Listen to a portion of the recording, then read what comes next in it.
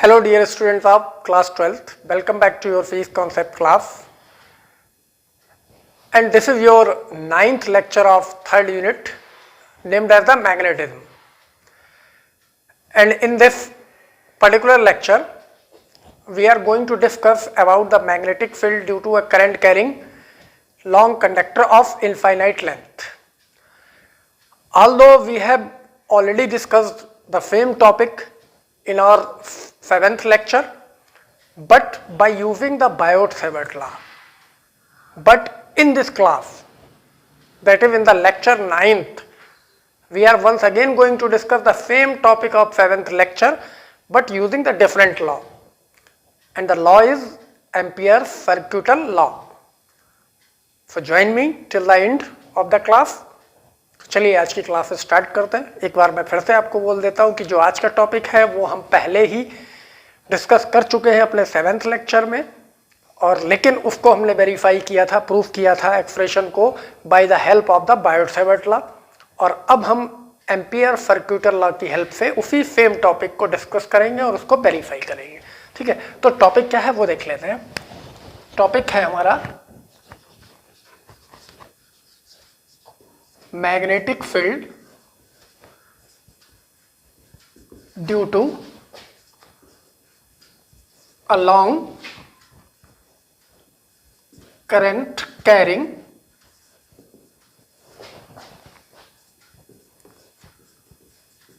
conductor of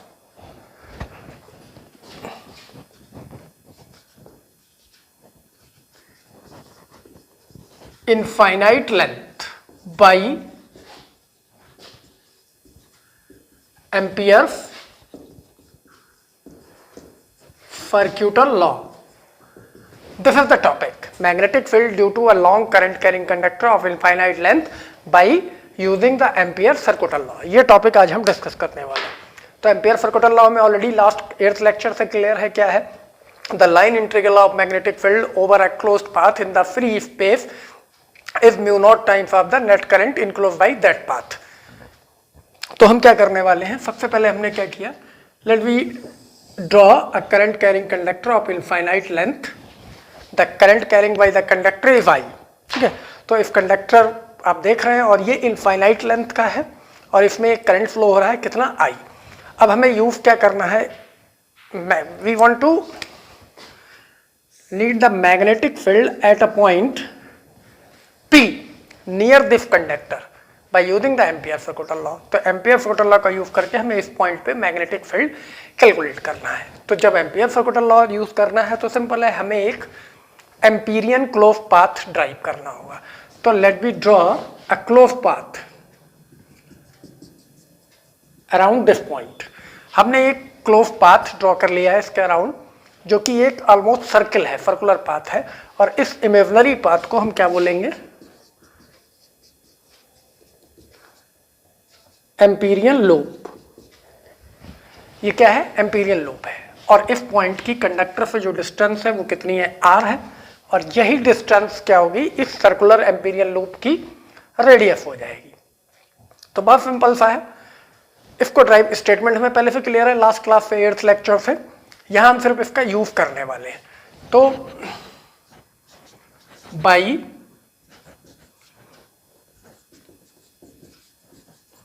Ampere's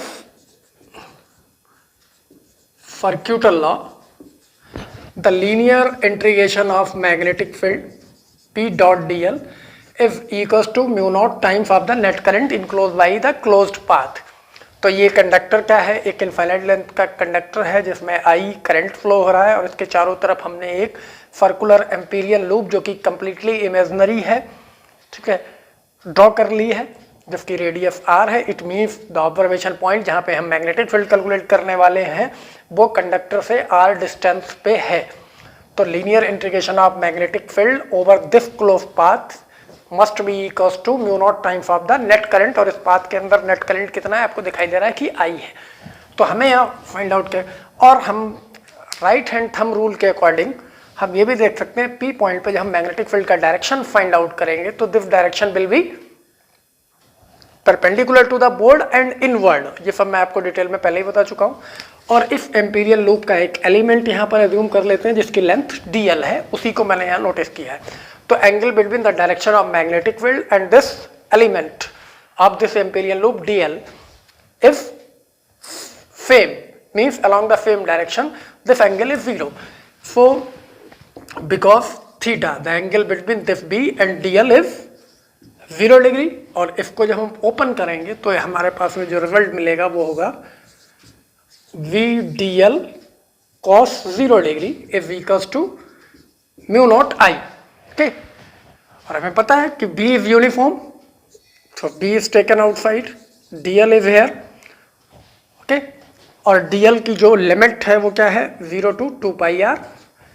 total circumference का जो path है, सर्कुलर लेंथ होगी जो, तो is equals to mu naught I times. तो ये पता है आपको, integration of dl over the whole Amperian loop कितना होगा, equals to the length of Amperian loop होगा, और लेंथ कितनी होगी, इक्वल्स टू द सर्कमफेरेंस, और सर्कमफेरेंस कितनी है, 2 पाई r। तो we can write here v into 2 pi r is equals to mu naught I. ठीक है, तो हमें फाइंड क्या करना है, v, so b is equals to mu naught I upon 2 pi r। इसको थोड़ा सा बेहतर करके अगर लिखा जाए तो this is mu not upon 2 pi I upon r। तो this is the magnetic field due to a current carrying conductor of infinite length. यही फॉर्मूला हमने ड्राइव किया था पहले भी, जैसा कि मैंने क्लास के स्टार्ट में ही बताया अपने 7th लेक्चर में, लेकिन वो किस लॉ की हेल्प से था, वो बायोट-सैवर्ट लॉ की हेल्प से था, और ये एम्पियर सर्क्यूटल लॉ की हेल्प से है। और देखने में भी आपको लग रहा है कि वो एक लॉन्ग डेरिवेशन था, ये बहुत शॉर्ट प्रोसेस में आ गया है। तो सिंपल है, थ्योरेटिकल एक्सप्लेनेशन मैंने आपको ओरली बता दिया है, मैं यहाँ पर लिखा नहीं है मैंने कुछ भी। तो सिंपल सा है, the linear integration of magnetic field over this Amperian loop which is around the current carrying conductor of infinite length is this b dot dl, and according to ampere circular law this b dot dl must be equals to mu naught times of the net current, जो कि यहाँ दिखाई दे रहा है। इसको हमने apply किया और सिंपली ड्राइव कर लिया। तो लेकिन अभी हमारी बात खत्म नहीं हुई है, ये एक सिचुएशन है जो हमने आउट पॉइंट पे लिया। तो ये जो कंडक्टर है एक्चुअली, तो ये सर्कुलर क्रॉस सेक्शन का कंडक्टर है। वायर जो होता है उसका क्रॉस सेक्शन कैसा होता है, सर्कुलर होता है। तो अगर हमें इस वायर के ऊपर, इस डायग्राम को मैं रब करूं, पहले तो इस डेरिवेशन को आप स्क्रीन को पॉज करके या वीडियो को बार बार प्ले करके इसको नोट डाउन कर सकते हैं, अंडरस्टैंड कर सकते हैं। इसके बाद मैं इस डायग्राम को रब कर रहा हूं, फिर दोबारा से देखते हैं। अब मैं इसी कंडक्टर का, चूंकि मुझे इनसाइड एरिया शो करना है, इनसाइड का पार्ट शो करना है, तो मैं इसी कंडक्टर को एक्चुअल में ऐसे बनाता हूं कि ये थोड़ा सा थिक हो। सपोज करें कि ये हमारा पूरा वायर है, जिस वायर की हमने बात की थी वो ये है। ठीक है, इसी में ये इसकी एक्सिस है, और इसी में जो करंट फ्लो हो रहा था वो आई था। ठीक है, अब इसको डायग्राम को ध्यान से देखिए। अब बात ये आती कि ये तो हमने पहले तो वायर के आउटसाइड लिया था, तो ये एक्चुअली क्या है, आउटसाइड द वायर था मैग्नेटिक फील्ड, आर डिस्टेंस पे पॉइंट पी था। अगर मैं पहले वाले डायग्राम को इंडिकेट करूं तो वो आर, सपोज करते हैं यहाँ से ये आर थी ये, और ये एम्पीरियल लूप थी, इस तरीके का वो डायग्राम होना चाहिए था। अब अगर हम सपोज करें इसी में दूसरी कंडीशन ले, इसको तो मैं रब करता हूं पहले।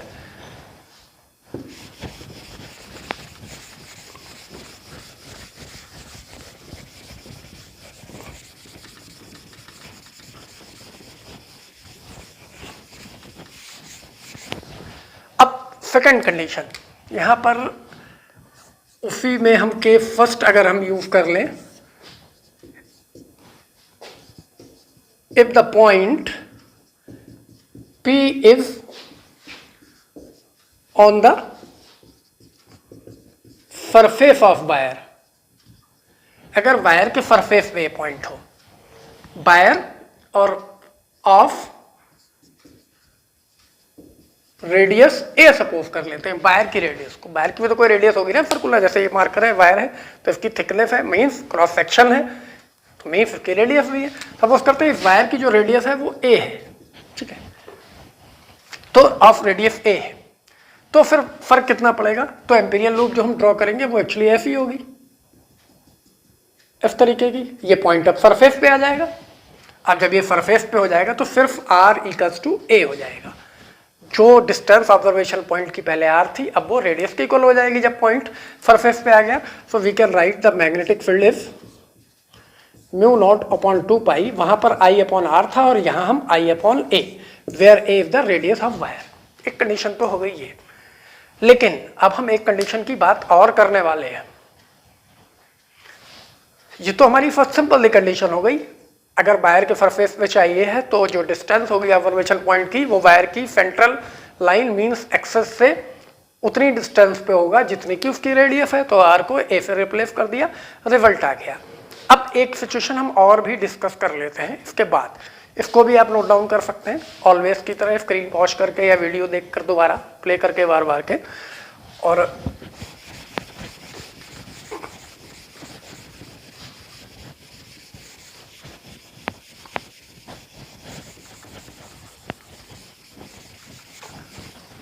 अगर हम एक सिचुएशन और डिस्कस करें जिसको हम केस सेकंड सपोज कर लेते हैं। फर्स्ट केस तो हमने देखा सरफेस पे हो गया। अब अगर ये पॉइंट कहीं इनसाइड हुआ, if the point is inside the wire, अगर जो ऑब्जर्वेशन पॉइंट है जहां पर हम मैग्नेटिक फील्ड कैलकुलेट करना चाह रहे हैं वो वायर के बाहर नहीं है, वायर के अंदर है। अगर हम ऐसा सपोज करें, सपोज करते हैं वो पॉइंट यहां है P, तो हमें एम्पीरियल लूप कैसे ड्रॉ करनी होगी, वो इस तरीके की होगी कुछ। ये R रेडियस का इनसाइड सर्किल हमने ड्रॉ कर लिया, वायर के अंदर एक सर्किल ड्रॉ कर लिया और पॉइंट कहां आ गया, ये P वायर के अंदर आ गया। अब क्या है, यहां पर एक कंडीशन सपोज करनी है।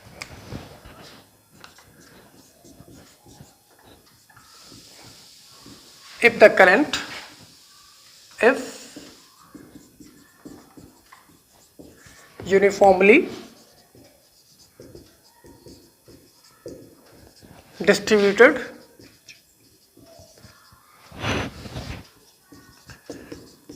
throughout the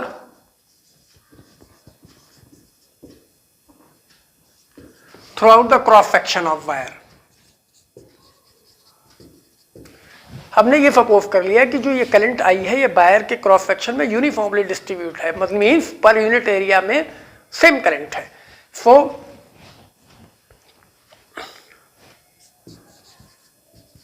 the net current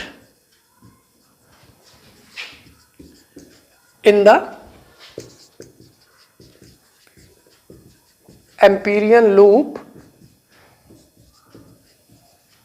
inside, जो इनसाइड एम्पीरियल लूप है उसमें नेट करंट कितना होगा, ये वाली इनसाइड की I डैश सपोज कर लेते हैं इसको।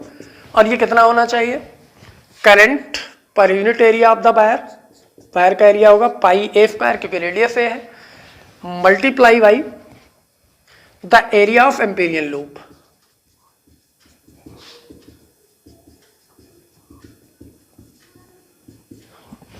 Okay, current per unit area of the wire into area of the Amperian loop.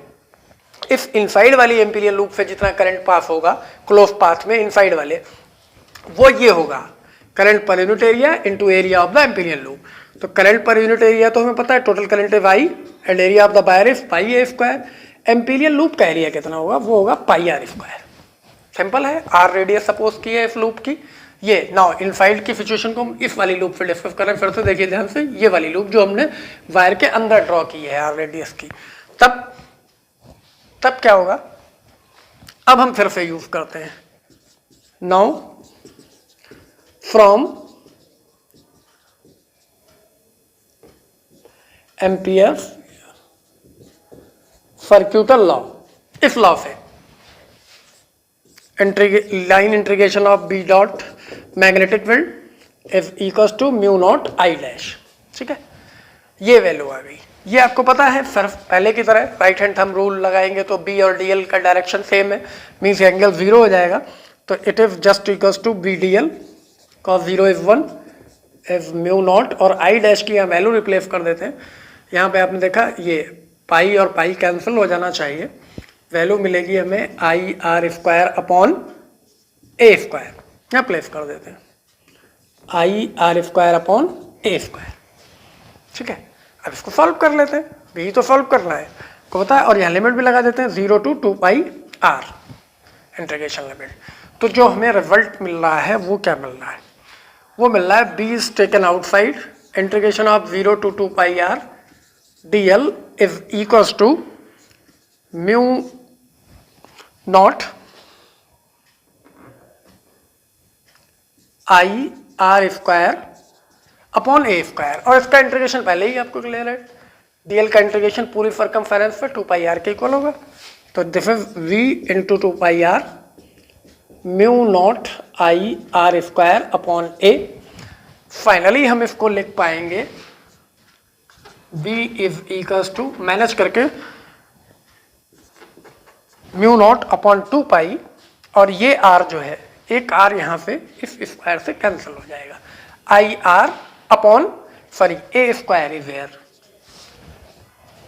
Mu naught upon 2 pi I R upon A square,